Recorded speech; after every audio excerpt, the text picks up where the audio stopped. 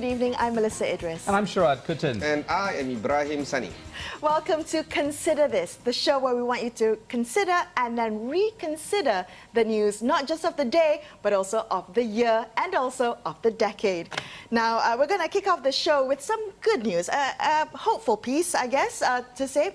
One of the more productive things we've done this year is to lower the voting age to 18. Now, while the debate around the issue was somewhat nonsensical, I think this really was a boost for Malaysians to see that the people who want change is coming from the younger people, and they are ready to put, I guess, their words into action. Yeah, I think, Melissa, one of the things that was clear, this 3-year journey that began with two young people, Kira Yusri and Tharman Pillai. I mean, these are two young individuals who took charge of an idea that they should be included in the democratic process, and they were able to sell it to the public and then to the PH government, and in particular, Said Sadek of the Ministry of Youth and Sports, and together created a bipartisan politics that we haven't actually seen for many years. Constitutional amendments in general is very rare in any country. In Malaysia, the last constitutional amendment was a few years back, resulting in the fact that we saw huge change in terms of how MPs carry themselves forward if they believe that this is not only good for the country but also good for themselves. Yeah. Right. We all know politicians are but self-serving. it's also true that many years of Barisan National rule actually saw huge numbers of constitutional amendments because they had that 2/3 majority. Looking forward, will any government of the day have that 2/3 majority, which they can basically bulldoze any kinds of legislation through? Maybe no longer. Well, this is the new normal that we have to get used to. The idea of, if you don't have a majority, then you need to be able to debate your ideas, convince the other side, get the buy-in of the public. But I kind of want to go back to the UNDI 18 thing, because this year was a huge deal for lowering the voting age. But next year, I suspect, is going to be where we implement it. We see these small changes, the real constitutional reform, and I wonder what that will do to the voting landscape. This is unprecedented, guys. It's going to be unprecedented. But, looking into the horizon, IPCMC is going to be a big deal. Sure. Many other reforms are also on the table. And we look at the voting structure of the parliament, 62% is actually held by Pakatan plus Warisan and UPCO, 18% is by UMNO, MIC and MCA, and the rest, including GPS and PAS and everything else, 19%, which is slightly more than what BN has right now. Okay, but there is also, of course, the prospect of UMNO, PAS coming together. They have the Marquat Nasional. Yeah. But I don't think, So the reality of getting the 2/3 majority for constitutional amendments is really possible, actually. Yeah, it is possible. But the issue then, of course, is what is the consequence of lowering the voting age for our politics? Plus, the fact that we know that's coming online are proposals for a change in the electoral system from first past the post to a mixed proportional party list system. That is going to really blow what the policies we've had for many decades out of the water and create a new dynamic. And nobody really knows what that is. It could be positive for all sides, depending on how they play their cards. I kind of want to bring out something that we've been talking about throughout the year, and that's been the communication strategy of Pakatan Harapan. Not just Pakatan Harapan, but of the reform, the policy reform, the legislation reform, and the, I guess, institutional reform agenda, right? And when you talk about electoral reform, many people, myself included, I almost, I'm hesitant to approach that topic because of the jargon that comes with it, because of all the, it feels like a very complicated matter. And I think that the key thing for the Electoral Reform Committee that has been set up and is set to release their interim report is that they have to be able to communicate this so we get over our mental hurdle of, being scared to address such a mammoth issue. But I must say, many countries have done it, and incremental, small baby steps, right? Remember when we interviewed Tan Sri Rashid, who heads the Reform Committee? I actually did some research, and many countries like New Zealand, Canada, that have these kinds of changes, like us, moving from first past the post to mixed proportional party list system, is that they create these little videos, and actually, it's very simple. If you get past the names, the jargon. the jargon. Yeah. Actually, the principles are very simple to absorb. I think we want to aspire to have proportional votes, but there are still some baby steps that we need to overcome, Sure. at least particularly first past the post system that we have right now. This is because 60 years we've been enveloped in this particular dogma where people are being segregated by race, gerrymandering to a large degree. Think about it, right? Subang has 140,000 voters, and then a place like Labuan only has 20,000, Putrajaya has about 10,000. That doesn't make sense. So we have to overcome these issues malapportionment, first Yeah. big before issue. we go into that big Well, stuff. I think I'm heartened, and this is why I wanted to start the show with this story, right? Because if there is electoral reform, if the young people are brought in to vote, you know what that would mean? That would mean politicians will have to change the way they politic. Okay. So they have to change Well, the way they... potentially, it doesn't. I don't think youth equals progressive politics. I think that equation we need to throw out the window. That's fair. That's a fake Because assumption, I have to there say. are many different types of young people, and they all have their different ideologies. Maybe they're less formed, and therefore you can shape them in in a direction that is positive for the country. But there are many things that have come out in this reform process, including what we discovered in our interview with Tan Sri Rashid, which is that we don't even have an enabling law in this country that will allow us to put those reform suggestions to a referendum. We do not have a law. Do we Yeah. want that? No. Do we want a referendum? Yes, of course. I would Yeah. want it because we need to have a mechanism to get the people's voices out there and say, yes, we agree or we disagree on a particular reform, because you can't just do a reform in a vacuum. You know that a referendum is a great idea, but what it has to be based on is an informed citizenship, informed citizens, right? citizenry. Yeah. Brexit But that's 3.0. exactly when you have a task as big as this, and you say you want to put it to the people before you Yes. actually pass it, then it's incumbent upon you to, in fact, do the education. Correct. And that's what is great about a referendum process.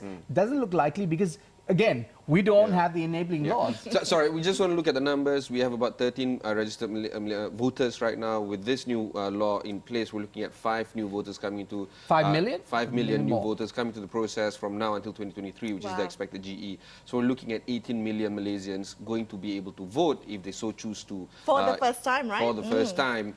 No, for the first time it will be about 5 million. 5 million. But we're looking at 18 million being able to be switched on into the democratic process of the country.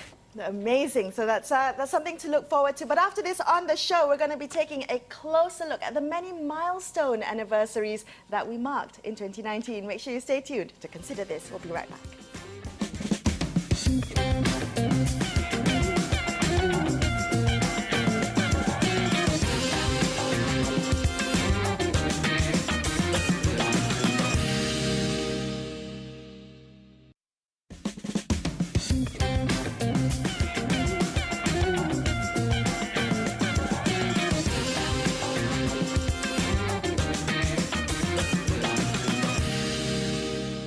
Welcome back to Consider This. Melisa, Sharaad and Ibrahim here with you to take you through the major developments of the year. Now, in 2019, we celebrated many milestone anniversaries of major events, including the 50th anniversary of the May 13th riots.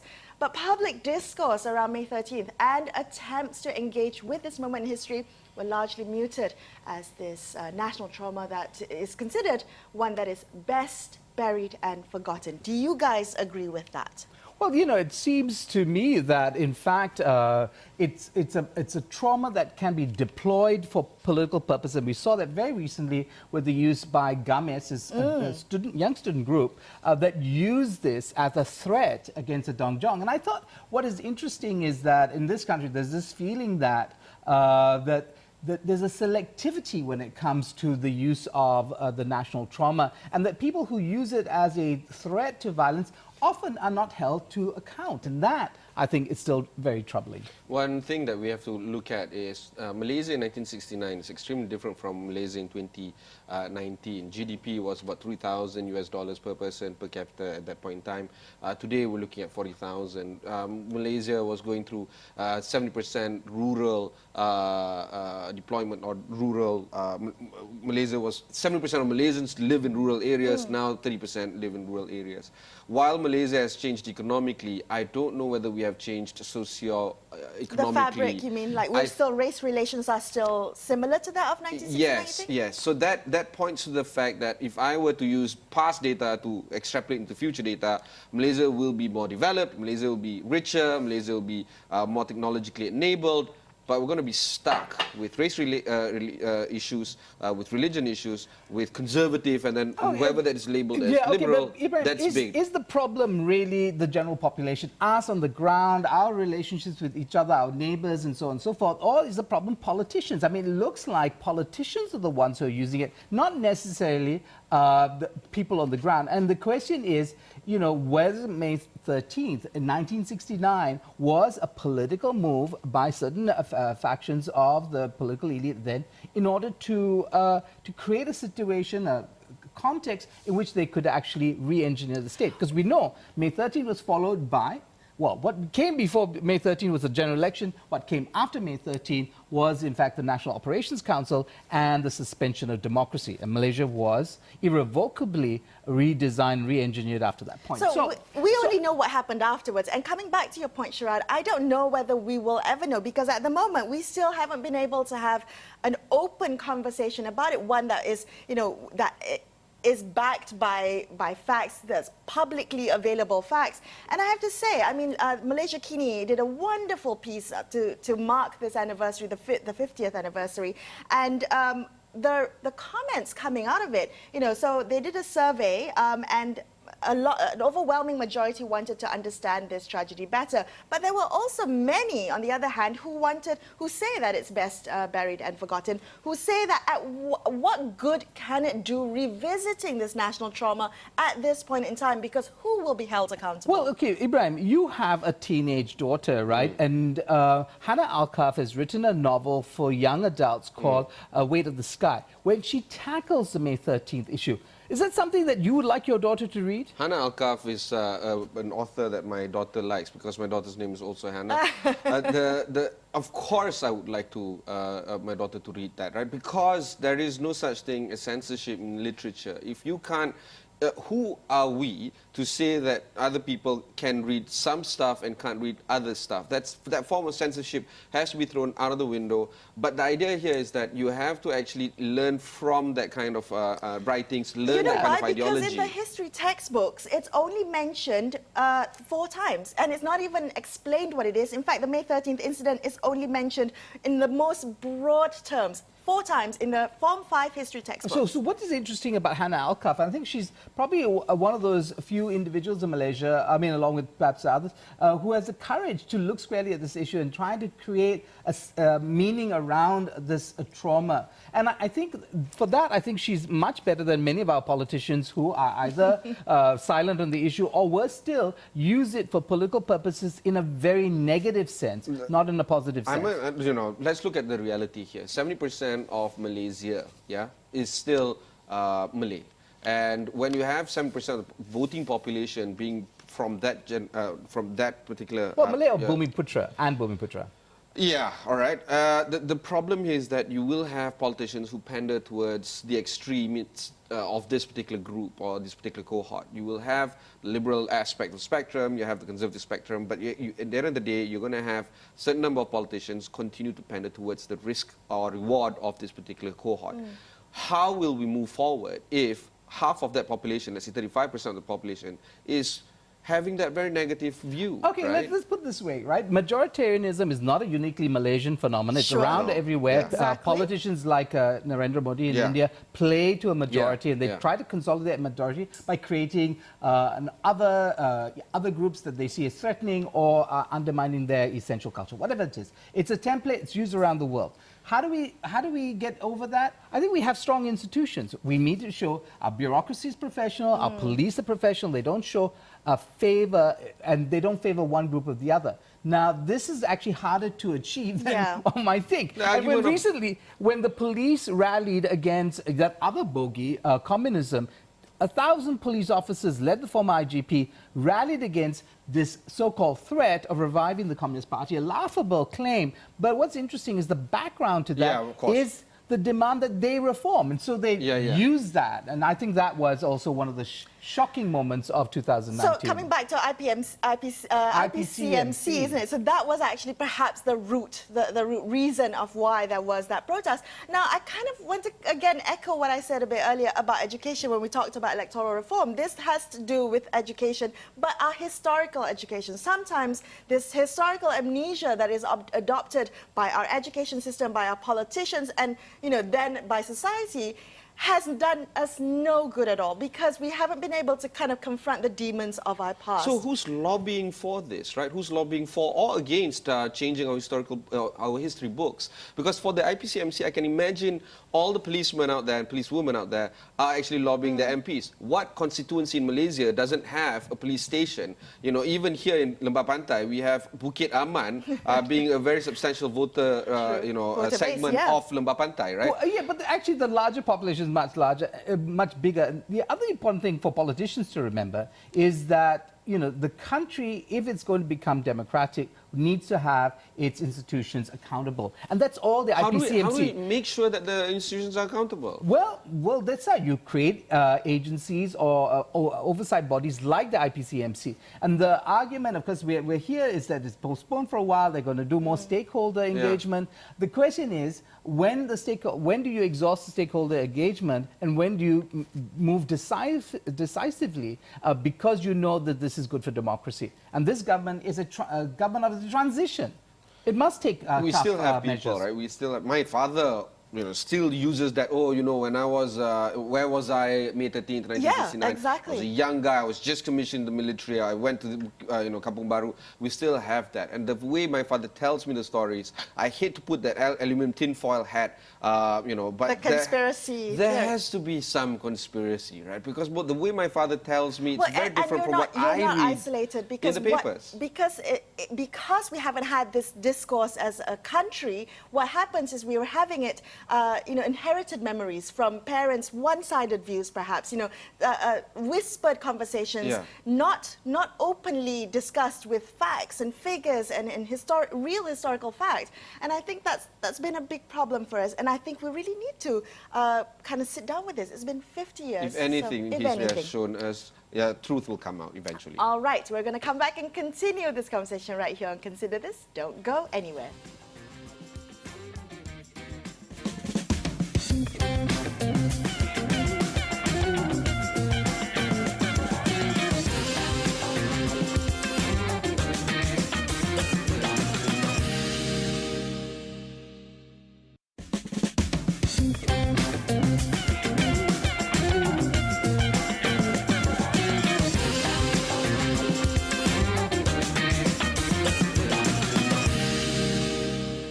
Welcome back to Consider This. Melisa, Sharaad and Ibrahim on the show today, and we're looking back at the year past. Now, 2019 also marks 30 years since the fall of the Berlin Wall. November 9th, 1989 was a pivotal event in world history, which also marked the falling of the Iron Curtain. Then the fall of the inner German border took place shortly afterwards, and the end to the Cold War was declared at the Malta Summit 3 weeks later. The reunification of Germany took place the following year. So I guess, putting into motion a whole series of events that changed the world, to change world history.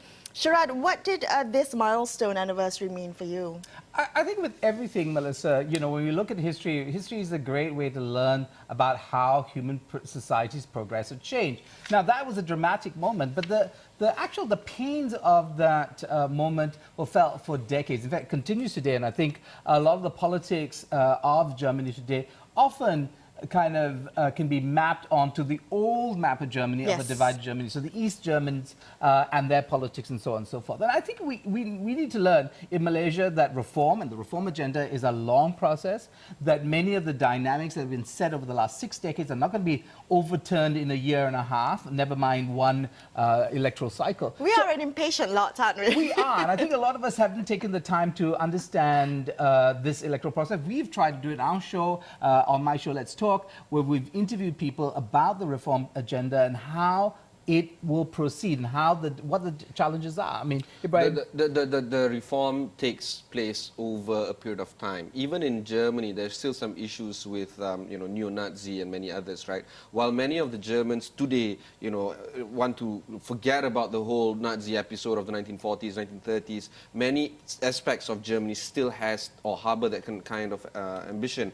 We have a CEO here in an insurance company in Malaysia. He's a naturalized German. He was born in India. He's now a German citizen, and the insurance company is a German company. He can't go to some parts of Germany still, simply because of his skin color. So it's not just about, German has changed. So the other thing, of course, is we're also celebrating the 100th anniversary of the Weimar Republic. Now, this was the kind of post-imperial German republic that was this wonderful period, and it was very volatile, because I've read about it, volatile period, a lot of hope, great kind of initiatives on so many levels of flourishing of culture, but also the emergence of the seeds and the emergence of the Nazi period. So there's complexity. I mean, that's, I think, what we all learn when we read history, is that it's actually a complex little thing, very messy. And so while we remember some of the worst aspects, to say, of the very long German history, but there are also very positive moments. Sure. And the Weimar Republic is one of them. How they came out of this. And I think there are lessons to be learned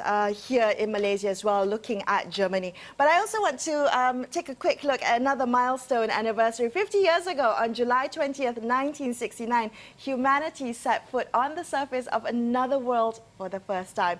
50 years ago, astronauts walked on the moon for the first time. Using technology that is so primitive, your phone has like 100 times better than what they have. And I think this is such a wonderful story, because it's the past 50 years, and then now what next with the next 50 years, right? Well, what next with the next 50 years, unfortunately, is a much more grim picture, Melissa. We all know there is no planet B. There's no plan B for planet. There is no the fantasies in media about, in movies, of leaving this planet that we're destroying to go to a better place. It's just not going to happen. We have to, and we're reminded that we have to take care of planet Earth. We're not doing it. This has been a bad year in terms of displaying the kind of willpower to deal with the climate crisis. I was listening to the podcast, 13 Minutes to the Moon by the BBC. Nice. Yeah. It is a fantastic, phenomenal story. It talks about how humanity came together, tried to, of course, it was all against the backdrop of the Cold War. Russians want to get it first, Americans, many others. But eventually, it's the impact of this particular landing, right? It brought the whole world together. Iron Curtain was still there. Communism is on the rise in China, with Mao Zedong and many others, JFK. In fact, domestically, there's a lot of issues with America as well.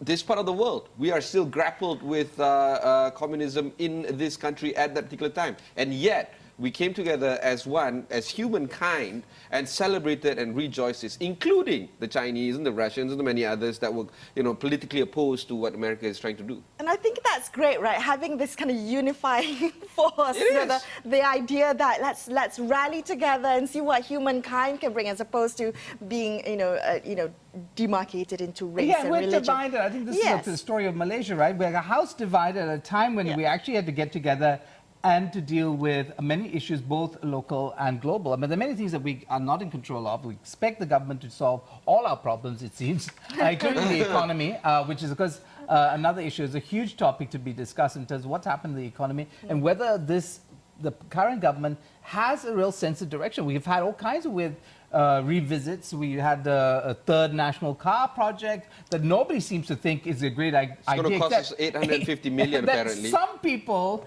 in government think is good, but that seems to be, some individuals on a loop, actually. Well, okay, so as we wrap up the show, I want to kind of ask both of you where you think Malaysia is heading next year. And, just looking at the trajectory of this past year, we've been very fixated on the nitty-gritty, the granular, that we almost have forgotten some of the big picture stuff. And I'm hoping that this show actually makes us refocus a little bit and think about some of the big picture conversations that we've had this year. Yes, I agree. We have to look forward and look ahead. Elon Musk plans to land on Mars. The use of AI. Just him personally? I think many people will be grateful if Elon Musk just blasts himself into Yeah, AI is going to be a big thing. If you use Facebook or any other social media platforms, you're not talking to a human being any longer. Things are being automated. We look at how Internet of Things is actually trying to improve on plantations in Malaysia. All the palm oil trees are going to be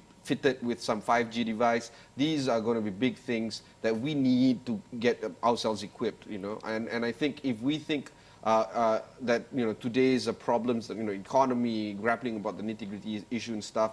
If we focus ourselves on technology, on improving ourselves in science and maths, we are going to be helping ourselves in 2020. Okay. What about you, Sharaad? I don't know if technology is a solution for all our problems. I think it's also the political will and imagination and I'd like to see a truly new narrative that was promised by the Pakatan Harapan government. Still, I think under the leadership of Dr. Mahathir, still quite listless and directionless, at least in terms of creating that narrative that's inclusive, that says that all Malaysians have a future in this country. That, I think, is something I'd like to see next year really kind of hone in on. Okay, well, and for me personally, it's going to be the environment. I think we've seen quite a number of extraordinary cases to do with the environment in Malaysia this year and globally, and I'm heartened to see that the conversation about climate change was, spearheaded by a young 16-year-old girl, and it was a conversation that we're still having, regardless of some of the kind of nonsensical